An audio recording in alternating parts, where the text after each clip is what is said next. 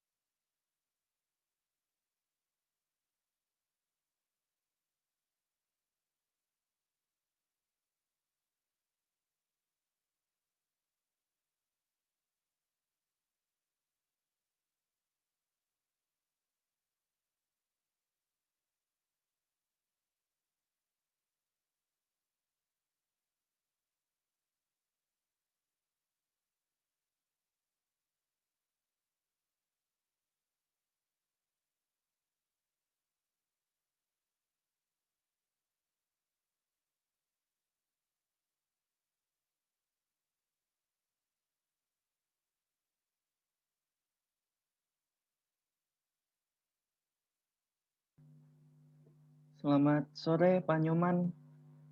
Betul ya Pak Nyoman? Maaf Pak, masih di mute. Sore. Ya, oke. Selamat sore. Mohon maaf nih, baru bisa bergabung. Ada sedikit kesalahan teknis nih. Oke, ya. Pak Nyoman nanti akan menampilkan ini ya Pak, presentasi ya, PPT. Ya, berapa lama paparannya saya nggak ingin banyak-banyak ya. Ini kan diskusi yang lebih general ya. Saya mungkin nanti bisa percepat. Saya tidak hanya bicara mungkin 5-10 menit. Ya, Pak. Mungkin bisa tolong di-share dulu Pak. Coba saya kalau boleh saya share dulu ya. Iya, boleh. Saya share dulu. Bentar. Ini audiensnya kayaknya lebih luas ya. Audiensnya kayaknya lebih luas. Halo Bapak Nyoman. Bapak, saya memanggilnya Pak Nyoman atau Pak Adiarna? Nyoman aja, ya, Pak Nyoman aja. Lebih. Pak Nyoman aja. Baik, Pak. Informal. Siap. Ini ya, bisa lihat semua ya? Oh, belum kelihatan ya? Iya. Saya udah share ini. Tadi sempat kebuka. Pak. Oh, ini kali. Salah. Ini kan udah? Ya, sudah Pak. Ya. Saya maximize. Udah ya. Jelas ya? Jelas kok Pak. Ya. Saya nggak akan banyak-banyak. Secara umum tentang program saya live dulu sih. Ini terlalu saya potong aja nih. Saya nggak perlu ini. Terlalu banyak. Kiranya Pak ada 2 pertanyaan inti ya Pak. Yap. Peran pemerintah dalam mendukung digitalisasi bagi para pelaku UMKM, dan apakah inovasi yang sudah dilakukan oleh Kominfo dalam mendukung kemajuan UMKM itu Pak. Apakah inovasi ya? Oke. Siap. Itu agak tricky ya, istilah inovasi ya. Menurut saya agak tricky karena itu inovasi ini lebih cocok di korporasi dan mungkin Kementerian Ristek. Mungkin hal-hal yang unik ya sudah dilakukan oleh Kominfo mungkin lebih baik. Kalau inovasi rasanya udah ada sesuatu yang luar biasa udah kita lakukan gitu. Siap. Saya akan cerita lebih umum. Kira-kira berapa audiens di sini, berapa yang hadir, kalau boleh tahu, dan siapa saja mereka? Mungkin Kak Glenda bisa untuk audiensnya kami rata-rata di ini sih Pak, perempuan yang memiliki usaha UKM. Iya. Berapa orang kira-kira yang hadir, yang menjadi mendengarkan, mengikuti? Kurang lebih 40 Pak. Yang daftar sih sudah hampir 50. Cuman biasanya yang hadir kan lebih sedikit. Tapi nanti kita lihat. Siap, siap.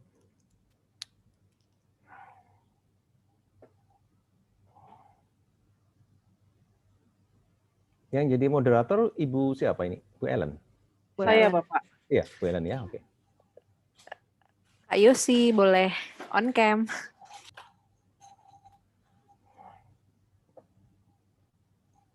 Halo Kak Farina.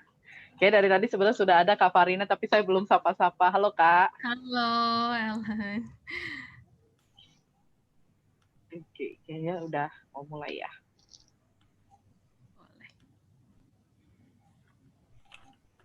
Glenda sudah jam 4 sepertinya. Untuk Mas Yosi udah bisa open cam. Mas Yosi.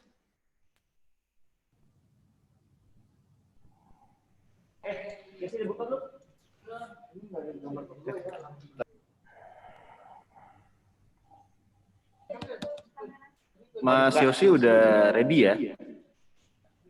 Kameranya boleh di on cam-in? Mas Yosi boleh on cam? Oh, kayaknya agak kendala teknis deh. Oke. Ya, kita tunggu sebentar Mas Yosi, habis itu kita tes audionya, lalu kita broadcast ya, karena udah jam 4. Harusnya kita udah mulai. Mana nih?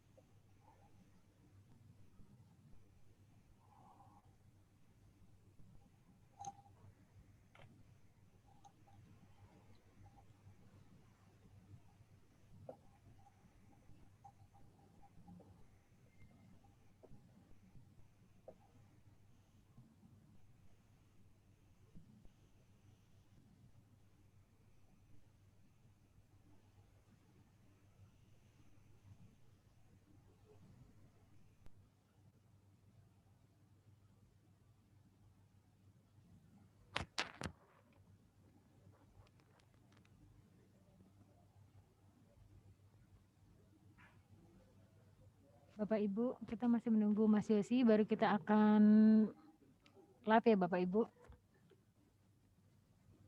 Oke, siap.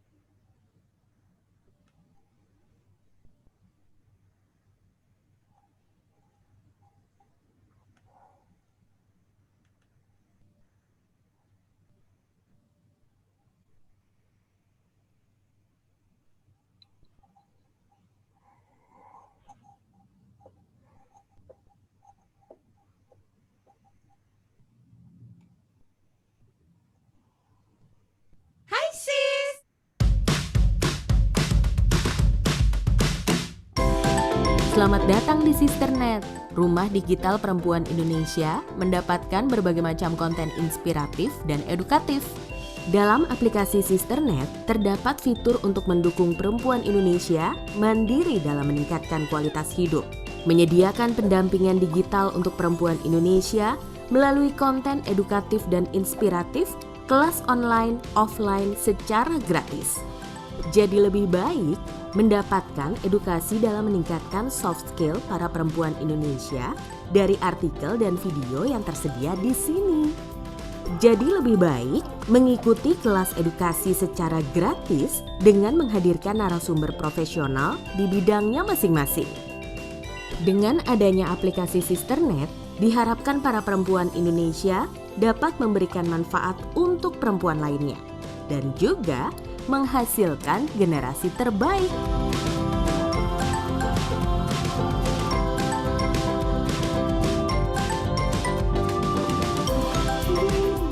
Download aplikasinya sekarang. Ikuti kelas edukasinya dan nikmati lebih dari 12.000 modul edukasi untuk kamu secara gratis. Untuk perempuan Indonesia, jadi lebih baik. Perempuan pintar, semua pintar. Perlu lebih dari sekedar ide cemerlang untuk memulai sebuah bisnis. Butuh gagasan, keterampilan, keinginan, dan komitmen. Kini tuntutan berbisnis pun memerlukan usaha ekstra. Menghadirkan BIS, komunikasi bisnis tanpa batas. Dengan beragam fitur andalan, mulai dari unlimited nelpon dan SMS, untuk dapat mengembangkan peluang bisnismu lebih cepat dan leluasa. Unlimited instant messaging hingga unlimited media sosial yang dilengkapi dengan Office 365 untuk kerja produktif dan efisien. Dan juga dengan akses cloud untuk kolaborasi yang lebih baik dimanapun kamu berada di jaringan terbaik XL Axiata 4.5G. Satu kartu banyak solusi. BIS dengan Office 365 tanpa biaya tambahan. Bisa didapatkan di XL Center terdekat. XL Business Solutions, we help you grow. Dengan promo terbaru dari Perlu lebih dari sekedar ide cemerlang untuk memulai sebuah bisnis. Butuh gagasan, keterampilan, keinginan, dan komitmen. Kini tuntutan berbisnis pun memerlukan usaha ekstra. Menghadirkan BIS, komunikasi bisnis tanpa batas. Dengan beragam fitur andalan, mulai dari unlimited nelpon dan SMS untuk dapat mengembangkan peluang bisnismu lebih cepat dan leluasa.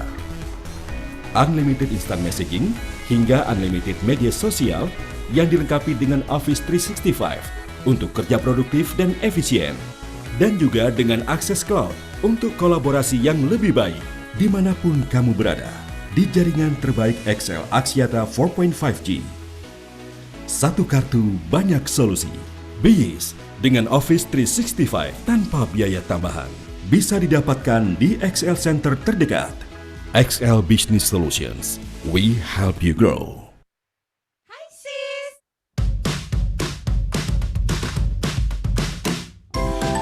Selamat datang di Sisternet, rumah digital perempuan Indonesia mendapatkan berbagai macam konten inspiratif dan edukatif.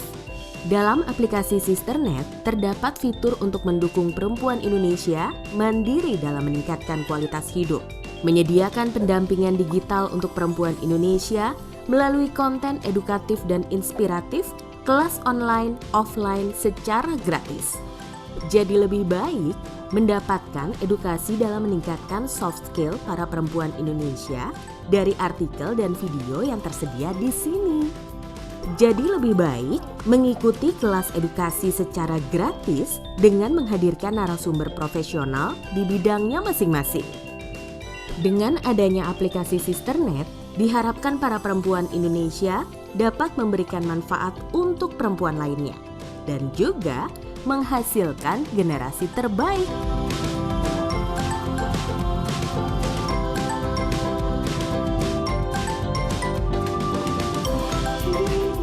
Download aplikasinya sekarang. Ikuti kelas edukasinya dan nikmati lebih dari 12.000 modul edukasi untuk kamu secara gratis. Untuk perempuan Indonesia, jadi lebih baik. Perempuan pintar, semua pintar.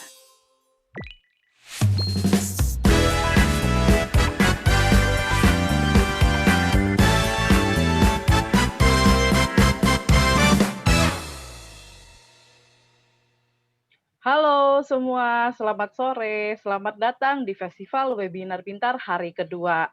Sekarang di Senin 21 Desember dan kita sedang berada di kelas Tren Digital untuk UMKM di 2021.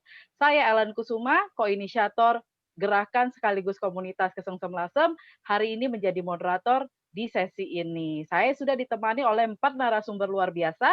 Ada Dr. Insinyur I. Nyoman Adiarna, Master of Engineering, PLT Direktur Ekonomi Digital Kominfo, dan kemudian ada Yosi Mokalu, Ketua Umum Siberkreasi, Dima Jani, CEO Alami Syariah, Farina Fairuza, Commercial Lead of Spotify Indonesia. Nah, hari ini para pembicara yang luar biasa ini akan membahas tentang tren digital untuk UMKM di 2021.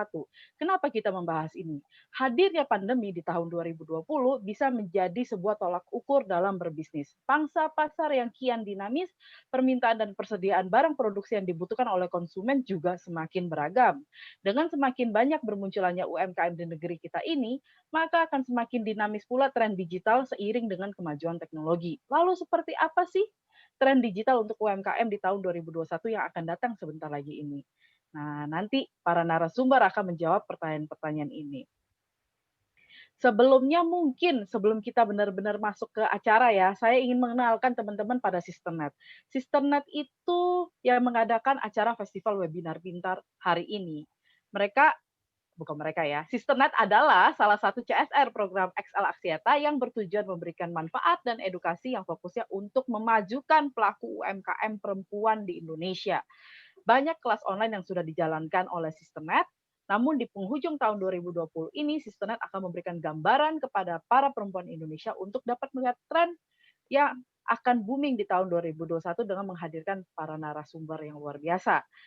Nah, saya ingin menyampaikan pada teman-teman peserta yang sudah mengikuti kelas di Festival Webinar Pintar dapat langsung mengikuti kompetisi modal pintar dan dapatkan hadiah total 50 juta rupiah untuk pengembangan bisnis yang didukung oleh Bank OCBC NISP agar bisa maju terus dan melaju jauh di tahun 2021. Caranya mudah sekali, tinggal submit artikel di website Sisternet, silakan meluncur ke www.sisternet.co.id/modalpintar atau cek informasinya di Instagram @sisternet_id. Nah, kalau misalnya sudah follow Sisternet ID di Instagram, jangan lupa sekalian share keseruan kelas webinar pintar hari ini dan posting di Instagram story teman-teman. Sekalian tag @sisternet ID tentunya teman-teman bisa meraih hadiah pulsa XL atau aksis sebesar Rp50.000 untuk 3 orang pemenang yang beruntung. Saya tidak ingin berpanjang lebar karena waktunya sempit sekali ya, 1 jam dengan 4 pembicara yang luar biasa gitu ya, supaya teman-teman bisa bertanya juga. Saya ingin menjelaskan sedikit lagi tata cara sebelum kelas dimulai. Teman-teman nanti akan ada sesi Q&A, jadi bisa menyampaikan pertanyaannya di kolom Q&A yang ada di Zoom ini ya. Jadi silakan nanti kalau mau nanya, klik di kolom Q&A, tuliskan pertanyaannya di situ. Pertanyaan akan dijawab setelah semua pemateri menyampaikan materinya. Nah, mungkin saya sapa-sapa dulu kali ya. Halo Pak Nyoman, apa kabar Pak? Halo, selamat sore Bu Ellen, apa kabar? Baik Pak, bagaimana Pak dengan Bapak dan kesibukan apa nih Kominfo di akhir tahun? Waduh, akhir tahun ini luar biasa, zaman COVID ini jadi makin banyak, beban kerja makin banyak, nggak seperti tahun-tahun sebelumnya. Bahkan kita ini nggak bisa liburan, jadi sampai akhir tahun kayaknya harus di kantor. Saya kira itu. Tetap jaga kesehatan ya Pak. Terima kasih banyak. Tetap disiplin dengan protokol kesehatan juga, kayaknya penting untuk kita semua ya Pak. Terima kasih banyak. Ya betul. Di kantor kami ini udah banyak yang kena juga, jadi kami juga makin hati-hati. Siap Pak, harus sehat selalu. Nah mungkin saya akan menyapa yang selanjutnya. Kak Yosi Mokalu. Halo Kak Yosi.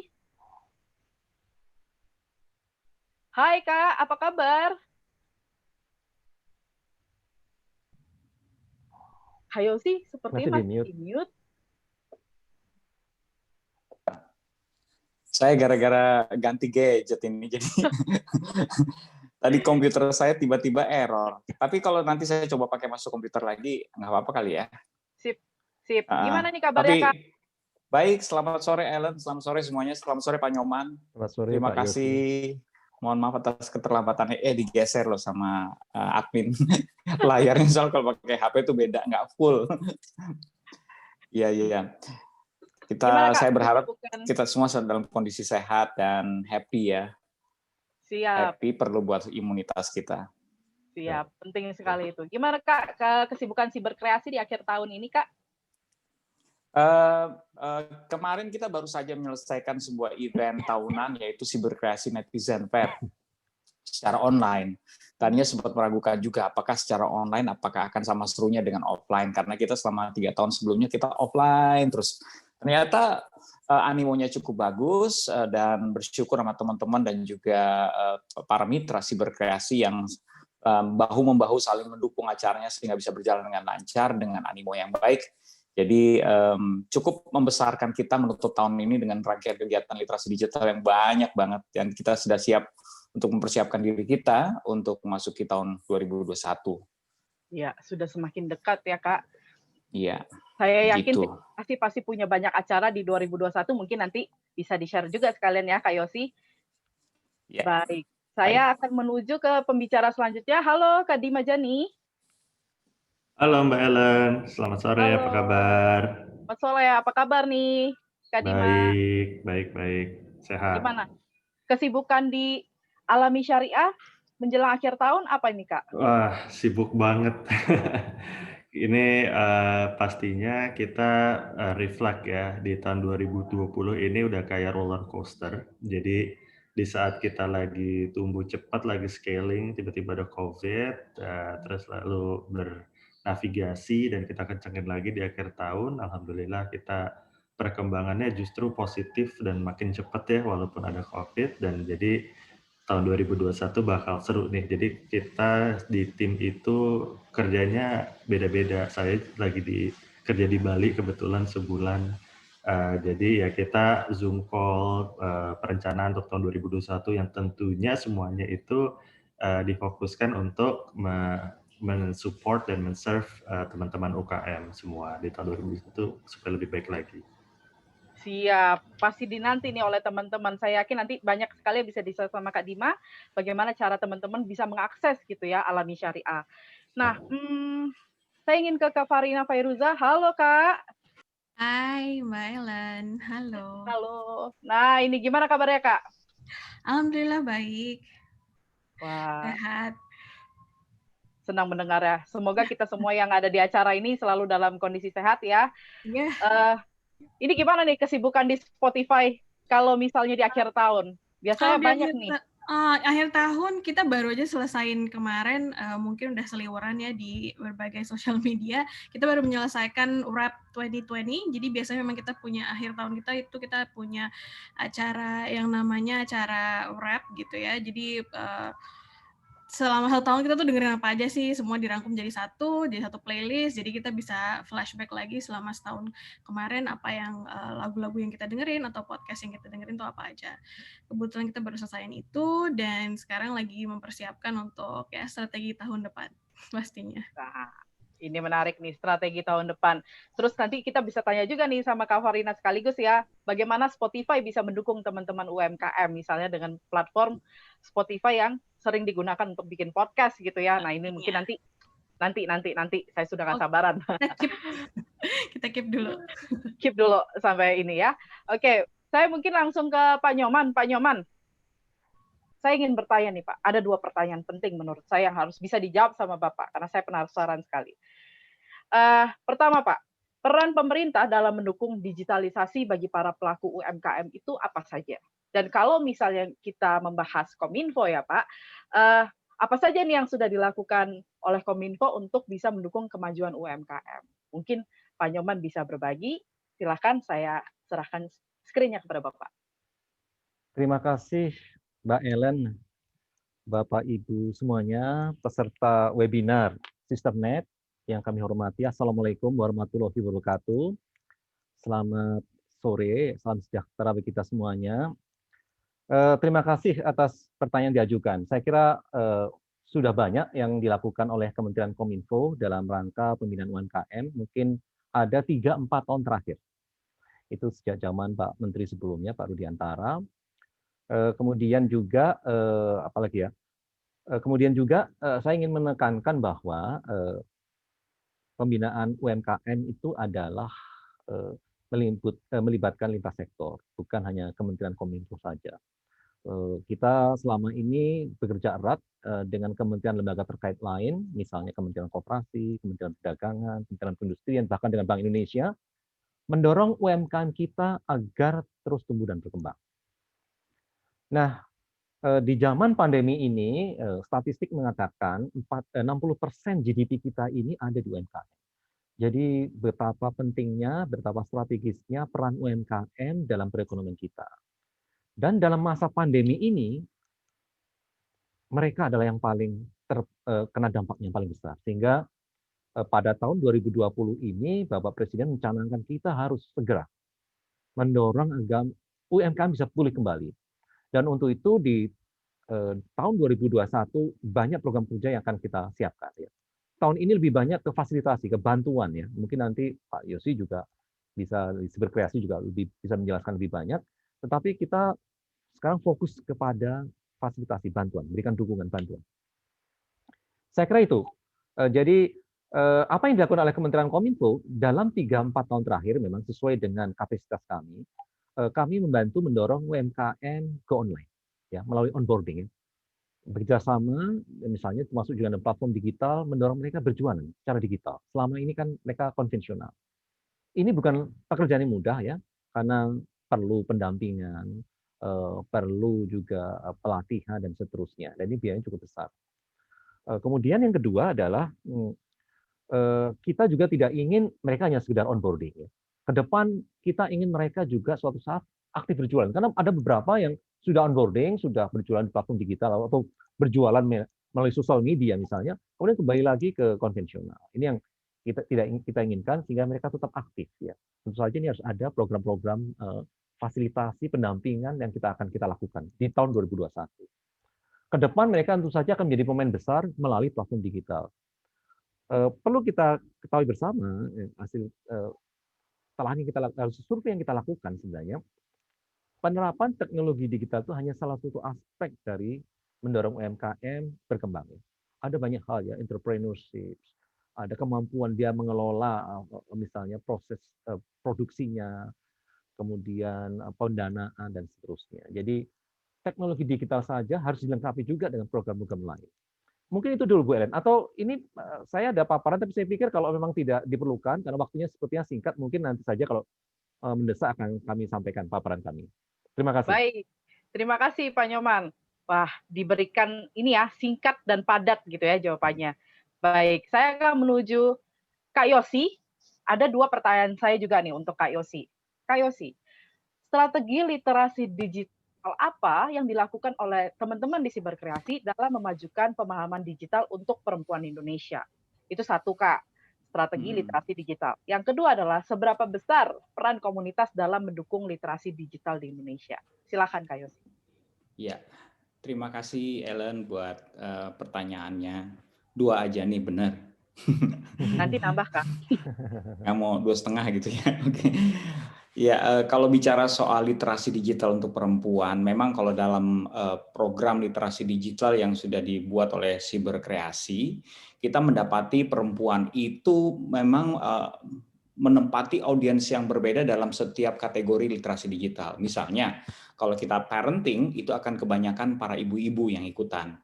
Tetapi kalau waktu itu saya berbicara misalnya diadakan oleh sebuah majalah, ya, mereka mau mengajak audiens, melibatkan audiens para perempuan, tapi masih gadis semuanya. Jadi tentu saja dengan audiens yang berbeda, penyampaian materinya juga berbeda. Walaupun secara umum literasi digital yang kalau kita mau melihat apa yang merupakan sebuah kerentanan bagi perempuan, di mana mereka sering sekali terkena atau terpapar cybercrime seperti apa, Ini ada analisa yang mengatakan ada 3 hal. Yang satu adalah akses, yang kedua adalah viktimisasi, yang ketiga adalah privasi. Tetapi secara garis besar memang literasi digital itu ingin mengajak atau melahirkan masyarakat yang kritis. Entah itu laki-laki, entah itu perempuan. Ya, banyak sekali perempuan yang sekarang, ini kan di sini tadi waktu ngobrol-ngobrol sebelum mulai, sama Kak Ellen dikatakan bahwa banyak nih perempuan yang punya UMKM nih, salah satunya yang menjadi audiens kita pada sore hari ini. Ini saya kemarin mendapati banyak sekali perempuan yang menggunakan akun sosial media toko mereka, ya, jadi akun sosial media toko ya, ini bukan akun sosial media pribadi, akun sosial media toko mereka, tetapi ikutan berdebat dengan bahasa yang apa ya namanya ya, memenuhi sosial media dengan bahasa-bahasa yang tidak sopan. Jadi dia pakai tokohnya untuk ikutan apa namanya memberikan komen, berdebat gitu ya. Saya melihat ini salah satu yang mesti dikasih tahu bahwa kalaupun ingin memberikan sebuah argumentasi atau ingin berdebat, ya Mbok ya jangan pakai akun tokonya. Itu kan akan merugikan dagangannya sendiri ya. Tapi ini kan salah satu contoh ya. Ini baru contoh kecil ya, bahwa setiap perempuan ini memiliki kerentanan juga dalam apa ya namanya memberikan informasi atau menjaga jejak digital mereka. Ini juga luas ya. Kalau misalnya menjaga jejak digital mereka bukan saja masalah ini ya apa? Bukan saja masalah rajin memberikan komen atau tidak menyadari bahwa akun yang mereka pakai untuk memberikan komen kritis itu adalah akun kerja mereka, tapi ada juga masalah apa yang mereka posting di sosial media. Ini biasanya berhubungan dengan privasi. Saya nggak tahu kecenderungan laki-laki ya kayak gimana ya, tapi yang saya lihat dari teman-teman saya, dari beberapa, dan secara umum, bahwa pria itu memang tidak terlalu sering memakai misalnya IG story. Ini contoh aja ya. Kalau perempuan cukup aktif tuh menggunakan IG story di sosial media mereka. Sehingga ini saya tidak mengatakan ini jelek atau buruk, tapi kalau kita tidak berhati-hati, sebuah narasi misalnya gini ya, kita kan biasanya berbicara soal data privacy itu memang sesuatu yang benar-benar harus dijaga. Nama kita, ulang tahun kita, nomor telepon, nomor bank, nama ibu kandung, anak kita sekolah di mana, kita tahulah itu adalah data privacy yang harus kita jaga. Tetapi kadang-kadang kalau kita terlalu terbuka juga di IG story, apakah ini bisa membuat sebuah informasi yang cukup untuk seorang oknum membuat narasi penipuan? Sangat mungkin. Perlu diketahui bahwa dari stiker yang cuman gambar ayah, bunda, kakak, Yanti, adik, Budi, siapa gitu segala macam aja, itu dari situ saja kita sudah mendapatkan informasi yang cukup untuk membuat narasi penipuan. Apalagi buat kita yang terlalu rajin ya di IG story kita untuk memberitahukan sedemikian detailnya apa yang kita lakukan setiap hari, setiap jam. Sehingga kalau memang berniat untuk menjelekkan kita, mereka gampang sekali untuk menemukan sebuah narasi atau tidak perlu memantau kita sehari-hari ya, cukup melihat aja di IG story kita ya, kita dengan sendiri terlalu bebas untuk membeberkan apa yang kita lakukan. Nah, ini pun membutuhkan sebuah pemikiran kritis. Jadi literasi digital untuk perempuan saya rasa adalah hal yang harus over komunikasi, karena banyak orang yang knows better doesn't mean they will do better. Mengingatkan kembali bahwa hati-hati dalam menyaring informasi, jangan menjadi orang yang tertutup, hanya melindungi dirinya dengan sumber informasi yang membenarkan pendapatnya. Jadi dia tidak bersifat objektif dalam memberikan pendapat. Terus juga yaitu kita sebarkan dalam berbagai macam literasi digital tergantung keperluannya. Kalau yang muda-muda sih biasanya Kailan itu berhubungan dengan cyberbullying atau ujaran kebencian. Kita mau mengingatkan mereka lagi dengan ya kritis juga sih sebenarnya untuk menilai lagi apa yang mereka tulis untuk teman mereka. Apakah itu bercanda atau sudah kelewatan? Karena pertanyaan tertinggi dalam cyberbullying adalah ini entah pria entah wanita ya, mereka tidak tahu bercanda mereka udah kelewatan atau tidak. Dan yang kedua, pertanyaan yang sama tingginya dengan itu adalah mereka tidak tahu teman mereka sedang bercanda atau ngebully. Jadi berarti kan masalahnya di kita sudah bisa menilai belum apa yang kita tulis ini akan menyakiti orang lain atau belum. Jadi balik lagi sikap kritis. Nah, saya langsung aja masuk ke pertanyaan kedua, yaitu masalah peran komunitas. komunitas itu betul sekali sekarang justru di zaman dibutuhkan banyaknya kolaborasi. Siberkreasi sendiri adalah gerakan nasional literasi digital. Kita merupakan kolaborasi, banyak sekali komunitas yang bergabung di dalamnya, baik kementerian atau big account, telcos dan segala macam platform ada juga di dalamnya ya. Termasuk Excel juga ada di dalamnya ya. Jadi kita ini menggiatkan komunitas untuk turut serta menjadi peliterasi. Ya, kita masuk ke komunitas-komunitas, kita meliterasi mereka, tetapi kita juga ingin komunitas juga menjadi peliterasi. Jadi terliterasi untuk meliterasi. Karena nggak mungkin kita bisa menjangkau sedemikian banyak masyarakat Indonesia hanya dengan mengandalkan Kominfo atau Siberkreasi. Ini membutuhkan kita semua untuk turut serta menjadi pegiat literasi, untuk turut serta menjadi orang yang sudah menjadi cerdas, tapi juga mau mencerdaskan. Menjadi agen lah paling tidak di grup-grup keluarga gitu, ada yang berani menjadi pahlawan untuk ngasih tahu bahwa ini postingan tahun berapa ibu, ini hoax bapak, ya harus ada yang berani ngomong kayak gitu.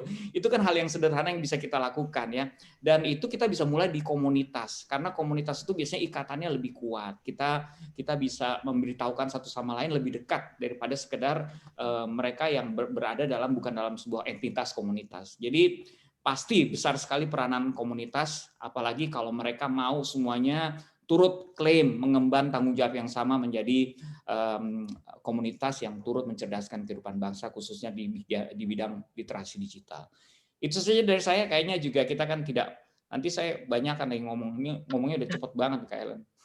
Udah ngebut ya, udah kayak kereta, wus gitu. Tapi saya setuju sekali ya, terkait dengan literasi digital yang namanya data privasi itu penting, tapi nyatanya banyak di antara kita yang masih belum paham hal itu. Jadi terima kasih teman-teman Siberkreasi yang terus menyemangati dan mengedukasi ya teman-teman yang menggunakan internet gitu ya pada umumnya. Juga ya pada perempuan Indonesia ya. Dan saya ingin ke Kak Dima. Halo Kak Dima. Halo Kak Ellen. Nah ini, waduh pertanyaannya cukup panjang Kak. Saya cicil ya. Cicil aja Mbak, nggak apa-apa. Saya cicil, oke. Pertanyaan pertama nih, untuk Kak Dima adalah, sebagai platform pendanaan Alami Syariah di tahun 2021, inovasi apa yang sudah dipersiapkan untuk menjangkau para pelaku UMKM? Dan apa saja sih yang diperlukan para pelaku UMKM agar bisa mengajukan modal usaha yang dilirik oleh fintech atau para pendana gitu ya? Mungkin itu dulu. Dulu ya, oke. Pertanyaan keduanya saya cicil. Pertanyaan satunya juga bercabang, ada A dan B, nggak apa-apa. Aku jawab dulu yang pertama. Nah, jadi ini sebenarnya agak nyambung sama judulnya nih, tren digital untuk UMKM di 2021. Nah, menurut saya pribadi, tahun 2021 itu akan banyak banget inovasi, terutama ke UMKM, khususnya juga dari sektor keuangan. Kenapa? Karena ya memang pemerintah kan targetnya untuk resuscitate the economy, itu kan ingin membangkitkan juga sektor UMKM. Dan bank-bank besar pun didorong untuk mengucurkan kreditnya ke arah sana. Nah, terutama dari sisi fintech, kita juga melihat peluangnya ini sangat besar. Karena walaupun bank itu sudah sangat fokus ke UMKM, tetapi legacy issue ya, dari sisi teknologinya, dari sisi infrastrukturnya, itu takes years untuk bisa se-agile fintech. Ya, karena fintech itu mulainya dari scratch ya gitu. Jadi kalau mau ganti-ganti gampang gitu, nggak usah bongkar istana ya, kita cuman gubuk jadi cepat gitu ya. Nah jadi ada beberapa fintech pendanaan atau peer-to-peer yang memang menyasar ke pasar UMKM seperti Alami salah satunya.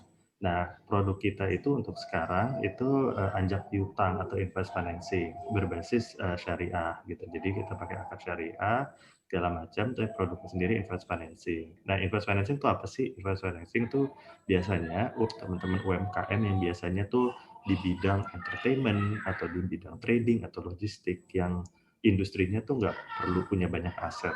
Nah, tetapi mendapatkan invoice dari perusahaan yang notabene besar seperti misalkan Pertamina, PLN, Telkom gitu ya.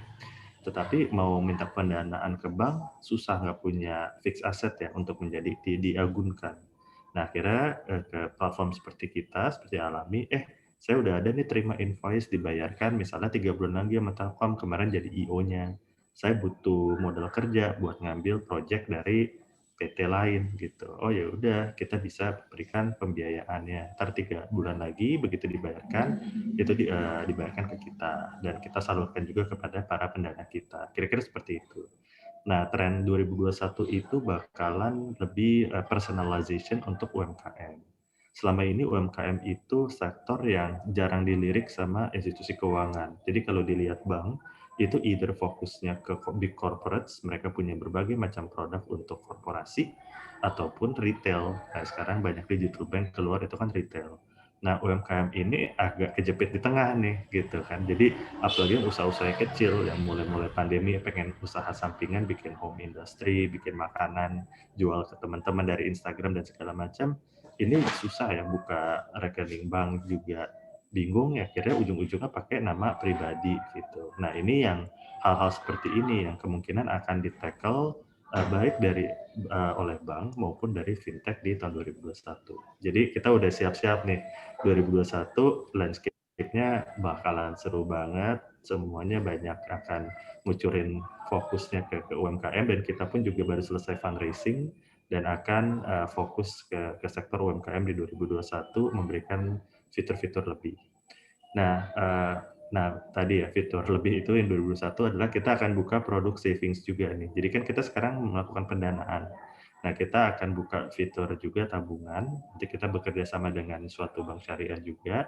Jadi bisa membuka tabungan melalui alami gitu. Jadi buat UMKM yang kecil yang sekiranya itu bisa buka tabungan alami, kita akan bekerja sama ekosistemnya nanti dengan berbagai teknologi juga. Jadi di situ pencatatannya, lalu tracking cash flow-nya gitu akan lebih rapih sehingga akan jauh lebih mudah untuk aplikasi pendanaannya. Kira-kira seperti itu. Jadi targetnya adalah UMKM ini supaya bisnisnya ke-track ya, owner-nya juga tahu bisnisnya sehat atau nggak sehat, pertumbuhan seperti apa, dan kita juga nge-track supaya jika meminta pendanaan kita juga lebih comfortable untuk memberikan. Kira-kira seperti itu sih, Kak Ellen, yang ini pertama jawabannya. Siap Kak Dima. Wah, menarik sekali ya. Saya juga jadinya ikut excited nih di 2021. Apa jangan-jangan mungkin saya bisa memulai usaha juga ya nantinya. Mulai gitu jadi bos sendiri ya. Oke, nah ini pertanyaan kedua, Kak Dima, adalah apa saja sih syarat dan ketentuan pelaku usaha UMKM yang ingin melakukan peminjaman dana di Alami? Tadi kan sudah sempat disampaikan sekilas tuh. Nah, mungkin bisa lebih detailnya gimana? Siap. Terus selain mengajukan pinjaman, bercabang lagi nih pertanyaannya. Selain mengajukan pinjaman, bagaimana peluang melakukan pendanaan atau investasi melalui Alami? Silakan. Syaratnya itu tadi, karena kita produknya sekarang ada satu invest financing, yang kedua ekosistem financing. Jadi yang invest financing syaratnya itu memang UMKM-nya sudah berbentuk PT dan sudah berjalan lebih dari 1 tahun dan sudah mengerjakan proyek dengan si payor tadi atau bohir tadi minimal 2 proyek berturut-turut. Ya 2 proyek dalam waktu yang dekat. Kira-kira seperti itu sih persyaratannya untuk yang invest financing. Untuk yang ekosistem financing, itu kita memang bekerja sama dengan perusahaan-perusahaan seperti e-fishery. Jadi e-fishery itu IoT company untuk petani ikan di Jawa Barat. Nah, jadi kita membiayai para si petani ikan, mereka bilang pembudidaya ikan. Gitu. Jadi karena mereka part of ekosistemnya si e-fishery, kita punya tuh data-data gimana sih mereka efisiensinya dalam memproduksi si ikan ini, belinya dari mana, jualnya kemana, dan lain sebagainya. Jadi itu kita bisa lebih comfortable untuk memberikan pendanaan. Kita so far the largest lender di e-fishery, udah hampir 20 miliar ke lebih dari 1.000 transaksi. Gitu. Jadi kedepannya kita juga pengen ngobrol-ngobrol sama ekosistem yang base-nya marketplace atau IoT seperti e-commerce ataupun juga warung integrator atau kayak yang buat petani-petani juga, kira-kira seperti itu kan. Nah, untuk menjawab pertanyaan kedua, kita udah mempersiapkan ada video singkat nih, boleh nih diputerin biar lebih gampang jawabnya. Silakan. Ya, mungkin Mas Admin.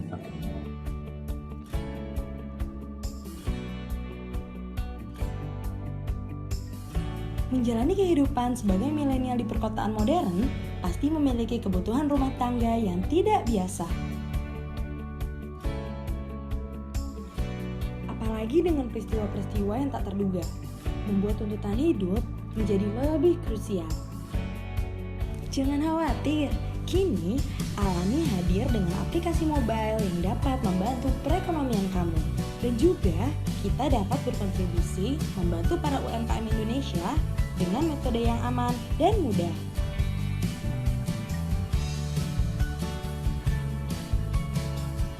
Metode pendanaan alami yang sangat mudah membuat kamu dapat meluangkan waktu lebih banyak bersama keluarga tercinta.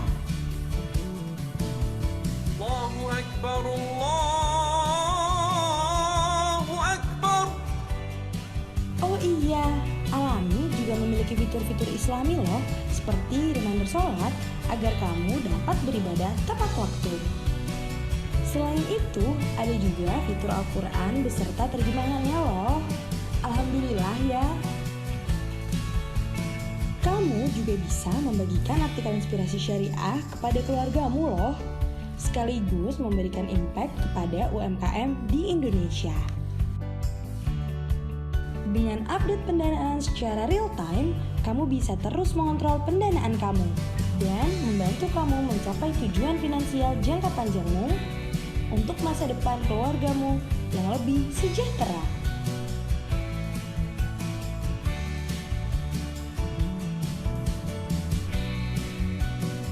Alami, menemani hijrah finansialmu. Kini hadir di Google Play Store. Ya, kira-kira seperti itu sih Kak Ellen. Jadi untuk menjadi pendana cukup mudah ya, tinggal download untuk yang pakai aplikasi Android di Google Play Store. Nah, nanti dari situ setelah daftar kita akan melakukan eKYC juga secara singkat dan seamless. Lalu dari situ akan langsung mentransfer ke apa yang kita sebutkan itu RDF, rekening dana funder. Nah, ini dipersyaratkan juga nih oleh OJK karena Alami ini adalah salah satu dari dua P2P syariah yang sudah berizin tetap. Jadi kita ada konsep namanya RDF. Jadi teman-teman waktu transfer uang masuk ke Alami itu nggak usah worry karena itu mentransfer ke diri sendiri di bank account yang dibuka oleh kerjasama dengan Alami. Jadi seolah-olah memasuki uang ke bank atas namanya sendiri. Nah, begitu nanti udah ready untuk melakukan pendanaan, tinggal pilih browse ke UKM-UKM mana nih sesuai dengan seleranya dan risk appetite-nya. Oh, lebih suka yang risk-nya agak tinggi nih karena returns-nya lebih tinggi. Bidangnya misalnya bidang logistik karena mungkin pernah kerja di perusahaan logistik lebih familiar gitu. Tinggal pilih ke situ, langsung danain, langsung nanti ke disburse dapat laporannya dan bisa dimonitor di apps juga. Nah, yang iOS-nya kita lagi develop, insya Allah awal tahun akan keluar. Nah, bedanya Alami, ini kita lagi fokus ke impact. Karena kalau syariah itu mungkin menurut saya pribadi itu sangat dekat dengan impact. Jadi kita biayai para petani-petani ikan, lalu juga petani tanaman, kentang, warung-warung, gitu. Dan juga perusahaan-perusahaan yang memang udah di kelasnya UKM juga, yang ada di sektor kesehatan juga, rumah sakit, klinik, dan lain sebagainya. Kira-kira seperti itu, Kak Ellen. Wah, memudahkan sekali ya, semua bisa ada di aplikasi. Jadi tinggal memantau, kalau ingin melakukan pendanaan, nge-review UMKM mana gitu ya, yang kira-kira bisa kita danai dan segala macam, hanya lewat aplikasi. Luar biasa sekali. Oke, terima kasih Kak Dimas. Sama-sama. Sudah sharing ya kepada teman-teman nih. Nanti teman-teman yang ingin mencoba gitu ya, mendapatkan pendanaan atau justru melakukan pendanaan, bisa cek-cek ke Alami Syariah langsung. Nah, saya ingin ke Kak Farina. Halo Kak. Oke. Kak, saya punya pertanyaan. Tadi sebenarnya sudah saya tanyakan sih, tapi belum dijawab. Selaku platform media dan informasi yang booming di segala kalangan, seberapa pentingnya podcast untuk mendukung kehidupan UMKM jadi lebih baik? Oke. Itu dulu mungkin. Oke. Kita satu-satuin dulu. Podcast ya. Oke. Untuk podcast sendiri, memang tadi aku kalau aku boleh informasi tadi memang booming khususnya di dua tahun belakangan ini juga ketika saat pandemi ya, Indonesia itu menduduki di Spotify Global, Indonesia itu menduduki peringkat ke-6 di seluruh dunia untuk pendengar podcast dan juga podcasters gitu. Kita ada di top 10 gitu ya. Jadi sekarang pun di Spotify 1 dari 5 pendengar kita itu pasti dia mendengarkan podcast. Seberapa penting sama seperti sosial media lainnya, podcast tuh sangat berguna sekali untuk menyebarkan informasi gitu ya, sharing, karena intinya seperti itu. Opportunity di digital itu di mana sih gitu, karena kan podcast itu lebih ke audio ya gitu. Originalnya podcast itu adalah di audio gitu ya. Dulu memang starting dari Apple,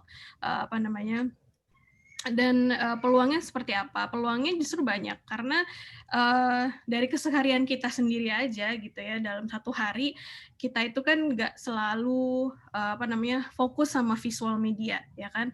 Ada yang namanya kayak sekarang tuh banyak yang bilang Zoom fatigue misalkan gitu ya, udah capek ngelihat screen gitu, dan ada timing di mana orang itu atau mungkin consumer kita itu tidak di-reach sama visual media gitu. Misalkan pada saat dia mungkin baru bangun tidur, siap-siap, lagi masak gitu, ditemenin sama apa? Biasanya ditemenin sama musik, dan sekarang ada satu lagi dia bisa ditemenin sama podcast yang intinya itu lebih ke sharing informasi atau mungkin macam-macam ya. Ada juga entertainment, misalkan komedi atau cerita horor gitu. Jadi kan peluangnya tuh ada di situ gitu. Jadi kita lihat aja dalam satu hari pasti kita ada di timing-timingnya kita tidak fokus sama visual media gitu ya. Jadi di situ peluang teman-teman UMKM bisa sharing, bisa, dan enak lagi kalau di podcast nggak mesti dandan dulu, nggak mesti siap-siap gitu kan. Tinggal direkord menggunakan toolsnya banyak gitu ya. Nanti aku bisa share juga salah satu toolsnya, itu namanya Anchor.fm. Itu nggak cuma tinggal sekali rekam, itu langsung bisa di-blast masuk ke semua audio platform, nggak cuma di Spotify, bisa di Apple Music, bisa di platform-platform yang lain seperti itu. Gitu. Baik, Kak. Nah, ini mungkin bisa sekalian sharing mungkin ya, Kak. Sebentar, contekan saya hilang. Nah, memiliki Kak Farina Fairuza kan memiliki pengalaman cukup lama ya di bidang media. Mungkin bisa sekalian memberitahu ke teman-teman ya, peluang apa saja sih yang menjanjikan untuk para perempuan Indonesia, terutama di bidang media gitu di tahun 2021. Gimana? Bacaannya seperti apa, Kak? Bacaan. Kita buka kartu. Oke. Mas, bukan senayang. Tapi peluangnya sangat besar ya, apalagi media tadi. Kak Yosi juga bilang internet itu luas banget, informasi itu semuanya overflowing gitu, itu tinggal kita memilah-milahnya mana yang baik, mana yang pintar-pintar saring gitu ya. Peluangnya sangat banyak yang bisa di-grab gitu ya, yang jadi pentingnya hanya satu sebenarnya, konsistensi kita gitu, ada keinginan dan konsistensi misalkan dalam satu bidang. Kalau misalkan aku boleh bercerita sedikit, aku dulu sebenarnya mulai di radio gitu ya, di salah satu radio di Indonesia, kalau tahu di jaringan Delta Female dan Prambors. Nah, aku memilih untuk stick di satu jalan, yaitu advertising dan marketing. Jadi sampai kesininya hingga kemudian aku mulai ada digital media gitu, aku evolve gitu kan, belajar digital media itu seperti apa, kemudian masuk ke company Yahoo Indonesia saat itu yang lagi booming. Jadi aku konsis di satu satu bidang gitu.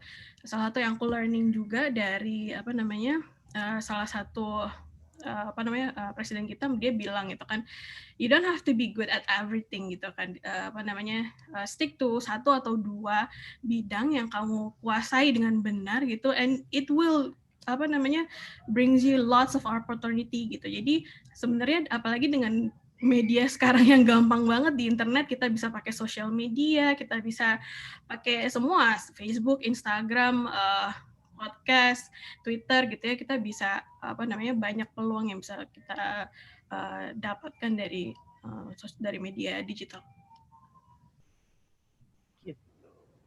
Baik, Baik Kak Farina.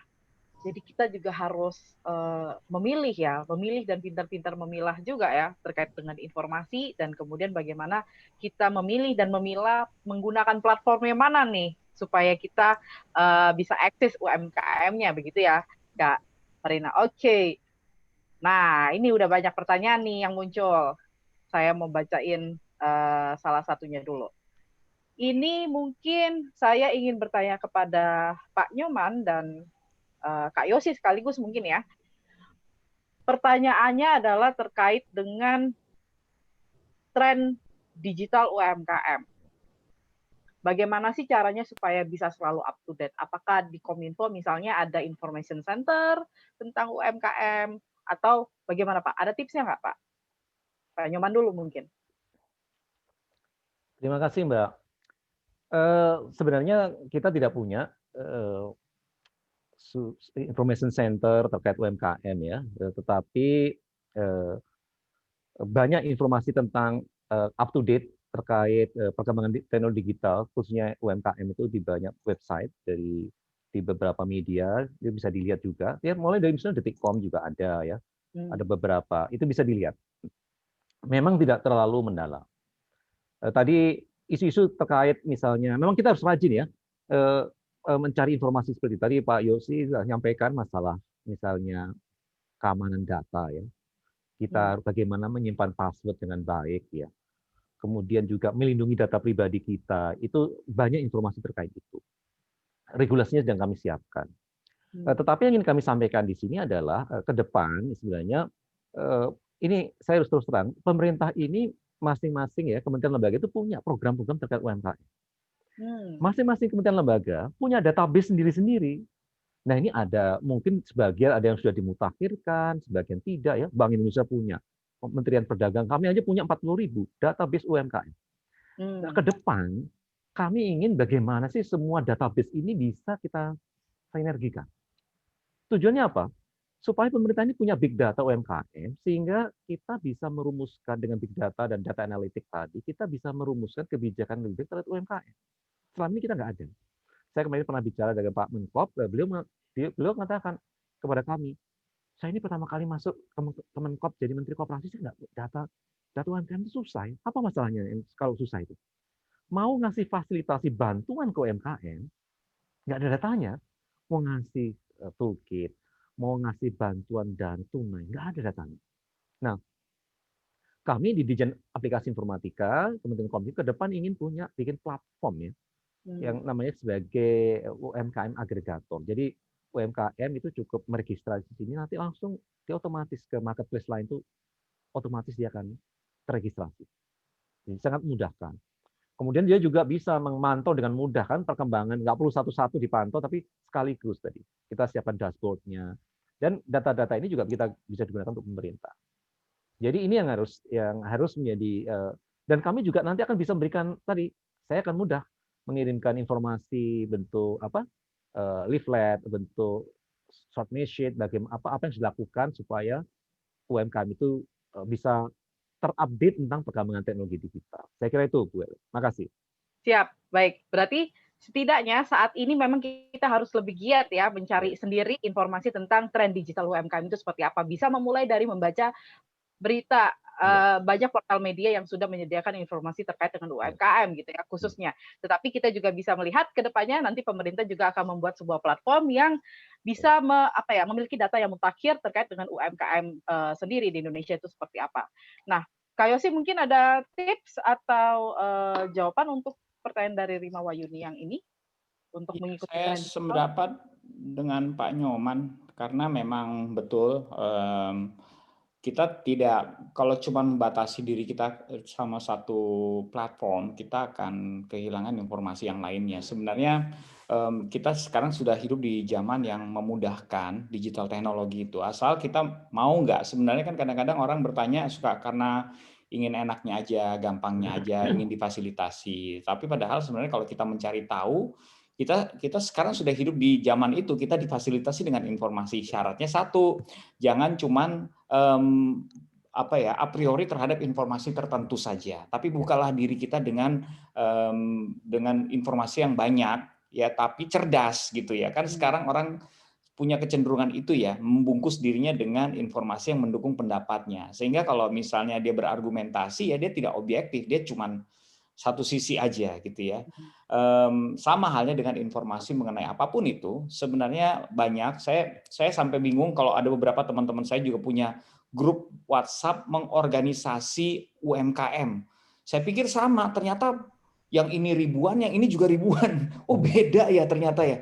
Ini banyak banget ya ternyata UMKM sekarang. Jadi memang makanya saya bilang, wah berarti memang kalau kita mau mencari sesuatu yang mungkin kita mau ajak kolaborasi atau mau terinspirasi oleh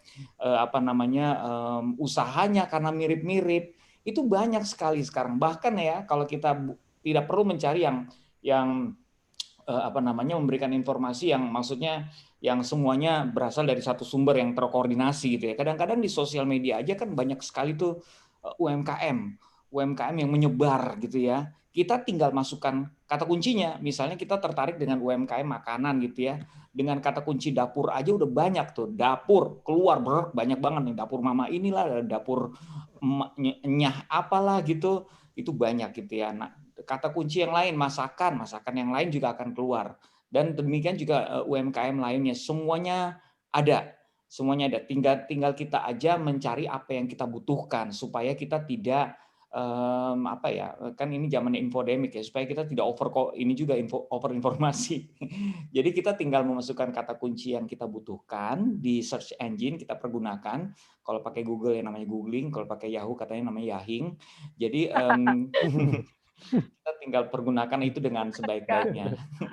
Namanya Bing, Kak. Oh iya. Bukan yahing ya. Bukan.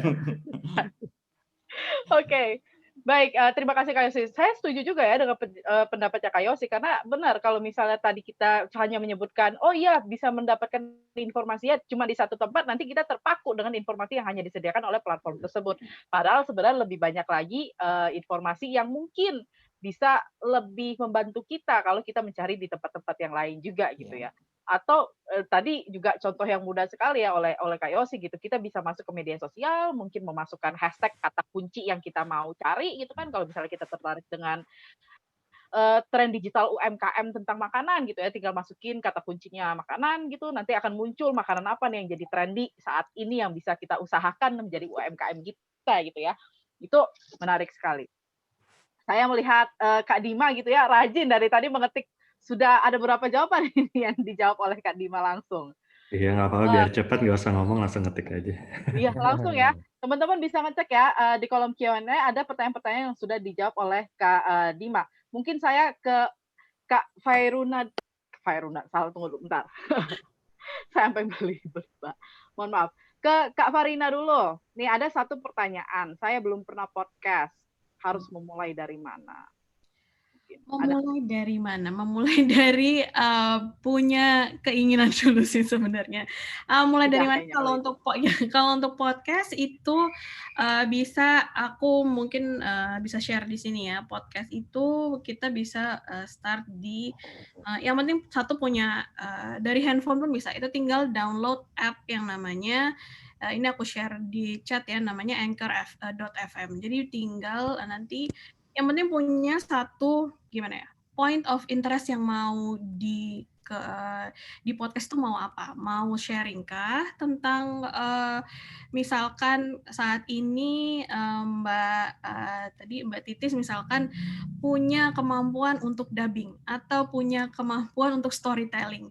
Ya udah bikin podcast yang punya salah satu uniqueness tuh apa? Misalkan oke, aku mau bikin podcast tentang storytelling, cerita mungkin bedtime stories, untuk anak-anak menjelang tidur gitu kan ya, diputerin cerita-cerita sebelum untuk menemani mereka hingga mereka tidur gitu. Jadi ya udah bikin draftnya, bikin ceritanya seperti apa, kemudian tinggal direkam pakai handphone, semudah itu, masukin ke dalam si Anchor.fm ini, tinggal di-publish ke, di situ ada pilihannya, mau di-publish ke platform streaming yang mana, ada Spotify, ada Apple Music, ada Joox juga ada gitu. Jadi macam-macam, semudah itu.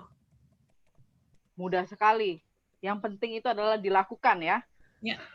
Karena kalau dibilang mudah, dibilang ada niat tetapi tidak dilakukan, ya Betul sekali. hanya menjadi cita-cita selalu begitu ya. Dan Terima kasih ya.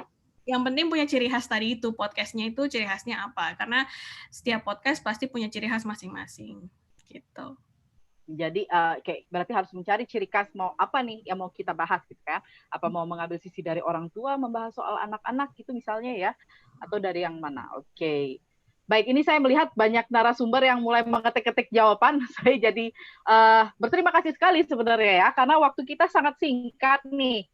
Saya yakin kalau misalnya harus ngobrol segala macam tidak akan terjawab semua juga ya. Jadi terima kasih. Saya ingin ke Kak Dima juga nih. Terakhir, mungkin ada yang bisa dibantu, mungkin dari apa yang sudah disampaikan Kak Dima ke pertanyaan-pertanyaan yang sudah dijawab, boleh share satu aja. Misalnya tentang cara meminjam, ini dari pertanyaan dari Amelia, cara meminjam uang untuk para UMKM dan apakah para UMKM akan dibantu untuk memulai membangun UMKM? Silakan Kak Dima. Kalau sudah dijawab bisa disampaikan. Ya, lebih elaboratif ya. Mungkin kalau saya lihat ini akhir-akhir ini banyak startup yang membantu UMKM dari sisi pencatatan. Ya, kita sebutnya bookkeeping apps. Dia terinspirasi dari Katabook di India yang sudah sangat sukses. Lalu banyak tiba-tiba di Indonesia yang seperti itu tipe-tipenya. Nah, ini sebenarnya banyak yang fokus misalnya ke warung-warung dan lain sebagainya. Cuman terkait UMKM yang tiba-tiba mau jualan rendang deh ke tante saya gitu, jualan rendang sama risol gitu kan ke teman-temannya. Nah, ini apa nih tools-nya yang bisa ngebantu dia gitu. Nah, dari UMKM sendiri masih banyak banget yang belum terjamah or digital, baru jualannya lewat contohnya misalnya Instagram, seperti itu yang paling cepat. Nah, kalau dari sisi peer-to-peer itu memang akan sangat membantu kalau UMKM ini masuk ke dalam ekosistem yang nantinya kita akan partneran. Misalkan jualannya di e-commerce. Nah, itu biasanya nanti kalau kita udah partner sama suatu e-commerce, nah mereka akan bisa bantu share nih data-datanya, nih penjualannya bagus loh nih UMKM yang ini bisa didanai, yang ini mungkin agak seret jadi mungkin nanti dulu dan lain sebagainya. Itu akan menambahkan selain access to market, itu juga sebenarnya menambahkan visibility untuk pendanaan gitu. Jadi banyak sekarang e-commerce yang udah berpartner sama P2P platform untuk memberikan pendanaan baik bagi para end user ataupun para merchants-nya di e-commerce tersebut. Itu satu hal. Dan tergantung juga kalau misalkan kayak tadi petani-petani gitu mungkin nggak terjamah ya sama institusi keuangan, dan dia berpartner tadi yang e-fishery sama platformnya e-fishery, dia membeli pakannya lewat situ, membeli alatnya untuk supaya bisa bantu ngasih makan ikannya jangan kebanyakan atau jangan kedikitan. Nah, di situ juga dia bantu ada disambungkan ke peer-to-peer kayak kita untuk pendanaannya. Nah, kedepannya bakal banyak nih startup-startup atau platform-platform baru yang bakal memberikan service, tapi on top of that service ada, karena dia mempunyai data, dia bisa memberikan itu kepada P2P kayak kita atau bahkan bank. Ini tuh bagus loh sebenarnya, cuman datanya cuman gue yang punya nih gitu. Jadi gue share kalau kita partneran, ntar ya mungkin ada fee yang kita sama-sama ini bagi-bagi sama si platform tersebut. Itu sih mungkin. Nah, tentunya selain tools-tools seperti itu, teman-teman yang baru mau mulai UMKM juga harus disiplin untuk memisahkan keuangannya. Jadi jangan sampai keuangan dari si bisnis barunya sama pribadinya kecampur. Kayak kata Kak Yosi tadi kan, komennya tiba-tiba salah pakai akun toko nggak sadar. Nah, itu juga nanti takutnya uangnya yang tadinya disimpan buat toko kepake buat jajan dan lain sebagainya. Itu hal-hal itu yang perlu didisiplinkan dan dipisah. Nah, itu juga nanti ke depannya dari situ udah lebih rapi, baru mulai pendanaannya paling cocok apa sih? Pendanaan juga macam-macam. Kalau untuk kebutuhan misal modal kerja harus beli barang nih, terus nanti mau jual lagi, itu lebih ke modal kerja. Nah, itu mungkin pendanaannya sifatnya debt ya, atau hutang. Lalu kalau misalnya lebih untuk mau ekspansi nih, ya kan, punya di Jakarta mau buka cabang di Bandung misalkan, restoran, kafe gitu. Nah, itu mungkin sifatnya bisa franchise, bisa ekuitas, dan lain sebagainya. Nah, ini juga literasi keuangan adalah salah satu yang perlu di-improve juga. Nah, insya Allah Alami juga pengen juga bantu teman-teman UMKM ke depannya untuk selain memberikan pendanaan juga mengedukasi dalam hal-hal seperti ini. Gimana sih cara memajukan bisnis secara disiplin dan rapi, mudah-mudahan berkah gitu sih kira-kira kayaknya. Siap, terima kasih Kak Dima. Wah, ini teman-teman, sayang sekali waktu kita nggak panjang ya, padahal masih banyak hal-hal seru yang bisa di-share oleh para narasumber. Tadi sudah disampaikan oleh admin ya, jangan khawatir sister yang pertanyaan belum dijawab, bisa kirim pesan ke Instagramnya Sisternet, @sisternet.id, nanti akan disampaikan ke narasumber dan dibantu dicari jawabannya gitu ya. Jadi silakan cek-cek Instagram @sisternet.id untuk bertanya yang belum dijawab gitu. Saya ingin meminta singkat sekali, karena waktunya sudah habis, saya juga diingatkan oleh admin, mungkin singkat sekali dari para narasumber, 1 kalimat, 2 kalimat testimoni tentang acara webinar pintar hari ini. Silakan mulai dari Kak Farina mungkin ya. Oke. Buat aku please keep on going karena pastinya perempuan di Indonesia tuh butuh support gitu ya. Butuh support apalagi kalau dari Sisternet ini kan sering membagikan workshop gratis dengan festival webinar pintar ini. Jadi perempuan punya wadah untuk mereka untuk selalu be up to date for themselves gitu. Siap, terima kasih Kak Farina. Silakan Pak Nyoman. Mungkin testimoni untuk acara hari ini. Masih mute, Pak. Yang utama adalah terus semangat berbisnis UMKM dunia digital. Peluangnya sangat besar di masa yang akan datang, saya kira, dan juga tantangannya. Dan saya berharap semoga berhasil dan sukses. Terima kasih. Siap, terima kasih. Semoga ya Sisternet bisa terus mendorong teman-teman perempuan di Indonesia untuk menjadi pelaku UMKM yang berjaya. Baik, Kak Yosi, mungkin ada testimoni untuk webinar pintar hari ini? Ya, terima kasih justru untuk Sisternet yang sudah membuat acara seperti ini. Ini juga sebenarnya literasi digital ya, memberikan kemampuan digital skill buat para UMKM wanita-wanita. Saya percaya wanita juga banyak calon pemimpin, banyak calon pembawa perubahan bagi Indonesia. So jadilah perempuan yang terliterasi dan juga mau meliterasi, mencerdaskan kehidupan bangsa. Siap, terima kasih Kak Yosi. Silakan Kak Dima sebagai penutup. Ya, siap. Jadi mau sharing data juga, di industri peer-to-peer itu wanita tuh udah menjadi pendana mungkin dari total tuh sekitar 37%. Jadi hampir 40% itu wanita menjadi pendana gitu ya. Mungkin uangnya ada ekstra, pengen mendapat returns lebih dan lain sebagainya. Jadi ini suatu fakta yang menarik juga. Justru kalau dari saya senang banget diundang nih bisa ngobrol sama Pak Nyoman, Kak Yosi, Kak Farina, kapan lagi gitu ya ngobrol. Biasanya sharingnya tentang keuangan, fokus gitu teman-teman dari OJK segala macam, bosan. Nah ini lebih seru dan saya berharap juga Alami juga bisa terus bantu support Sisternet dan teman-teman UMKM, para wanita yang ingin mengembangkan bisnisnya. Terima kasih. Siap, terima kasih. Saya ingin mengucapkan terima kasih sekali kepada para narasumber yang luar biasa pada sore hari ini. Mohon maaf kalau ternyata ada salah-salah kata. Saya juga mohon maaf karena ini sudah lewat beberapa menit ya dari jadwal. Jadi tidak lama-lama saya Ellen Kusuma menutup kelas webinar pintar sore ini. Terima kasih semua. Sampai jumpa di kelas lainnya. Selamat sore. Selamat sore. Bye.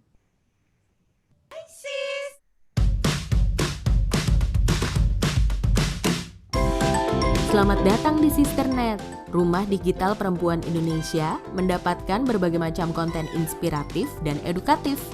Dalam aplikasi Sisternet, terdapat fitur untuk mendukung perempuan Indonesia mandiri dalam meningkatkan kualitas hidup, menyediakan pendampingan digital untuk perempuan Indonesia melalui konten edukatif dan inspiratif, kelas online, offline secara gratis. Jadi lebih baik mendapatkan edukasi dalam meningkatkan soft skill para perempuan Indonesia dari artikel dan video yang tersedia di sini. Jadi lebih baik mengikuti kelas edukasi secara gratis dengan menghadirkan narasumber profesional di bidangnya masing-masing. Dengan adanya aplikasi Sisternet, diharapkan para perempuan Indonesia dapat memberikan manfaat untuk perempuan lainnya dan juga menghasilkan generasi terbaik.